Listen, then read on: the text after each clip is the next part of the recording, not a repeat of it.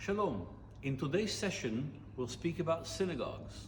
Everybody goes to synagogue. Jewish people in every part of the world, every 10 men in the ancient days. Today, it's more of a community center.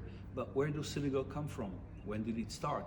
After all, 2,000 years ago, there were only the temple in Jerusalem. So why would we have a synagogue to begin with? We have some indications, whether in the Bible, Josephus Flavius, even the New Testament speaks about a synagogue here and there in the country. Most of them were places of study, community center. People would gather in, learn something, people would discuss the matters of the day, what the community is all about. But it was not a synagogue the way we call it a synagogue today. Go in 3 times a day and pray. That came about later, after the destruction of the temple 2,000 years ago. In fact, in some Jewish tradition it says that synagogue is on condition until the rebuild of the temple. We are now standing in one of the earliest synagogues that were established in the Jewish world. The place is Ein Gedi. Most of us travel to Masada from Jerusalem on a day trip. We go to Masada. Sometimes we stop in Ein Gedi just for a visit of the nature reserve. But we don't really stop at the synagogue itself.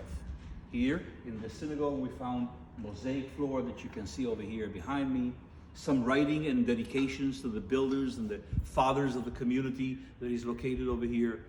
But when did they start to pray in the synagogue? This will be our discussion today. The beginning of the synagogue, the writing of the prayers, the idea of the rabbi that leads the community, not anymore the precious Kohanim in the Temple of Jerusalem that basically were mostly technicians of sacrifice rather than leaders of community.